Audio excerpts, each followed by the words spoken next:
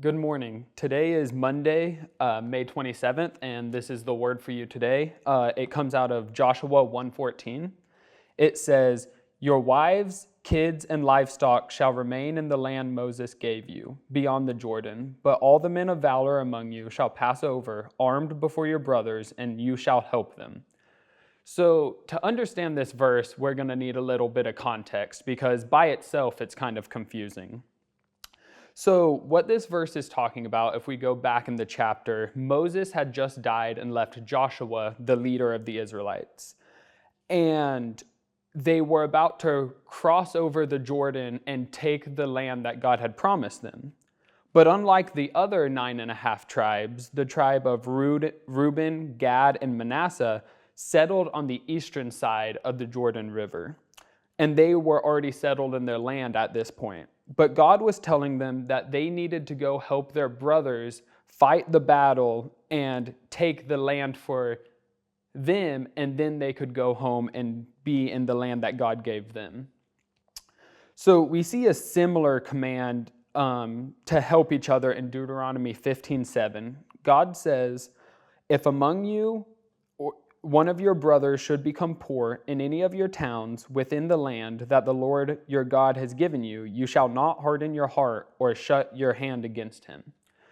So in the same way that the tribes who had already received their land and already received their blessings, they were not to harden their hearts and turn their back on their brothers who needed them to help drive the enemies out of their land.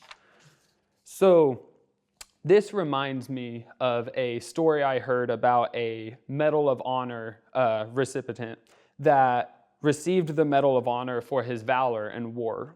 His name was Sergeant Ty Carter. And after graduating high school, he joined the Marines for 2 years.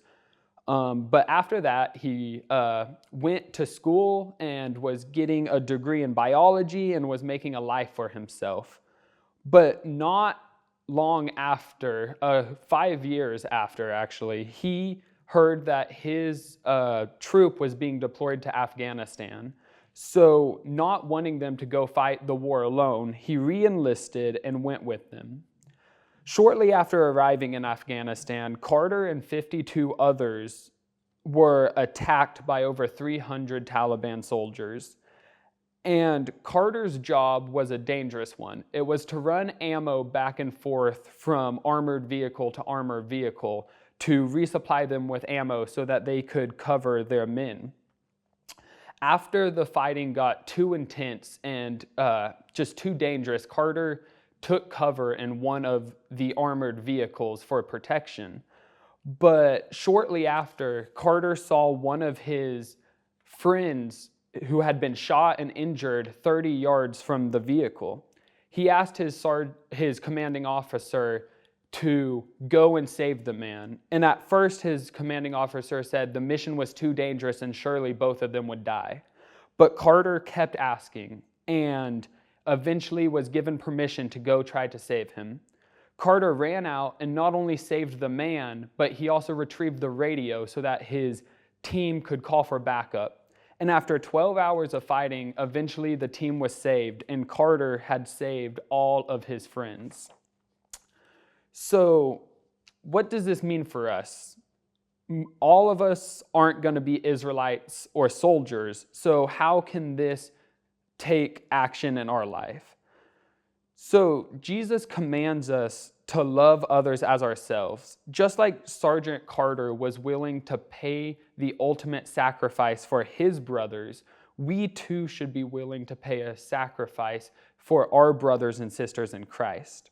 Whether that be physically, like giving up a seat on a Sunday morning so someone else can sit, financially, like giving money to a family in need, or emotionally, just praying and encouraging someone in their faith. So Jesus shows all three of these actions in Matthew 25:35 through 40. He says, "For I was hungry and you gave me food. I was thirsty and you gave me something to drink." His physical needs. He said, "I was a stranger and you welcomed me." The emotional needs. He said, "I was naked and you clothed me." The financial need. And at the end of this, he says, "To me, the righteous will say, when did we ever do anything like this to you?" And Jesus said, "When you've done it to the least of these, you have also done it to me." So when we see the hurting and the struggling Christians among us, we shouldn't turn away because helping would cost us too much money, time, or effort. We should sacrifice our wants and our needs to find a way we can help them in their struggles and hopefully bring them closer to Christ. In John 13, Jesus says, "They will know you are my disciples by the way you love." And how can we show a non-believer love if we can't even show our brothers and sisters in Christ the love we have for them? We don't do this because they deserve it or it will make us a better person or make us look like a better person, but we do it that others can see Christ through us and that through our actions we might glorify God. So today, if you get an opportunity to help someone, do what God is calling you to do and sacrifice what God is calling you to sacrifice. And in the end, He will show that it is worth it. Thank you. Have a good day.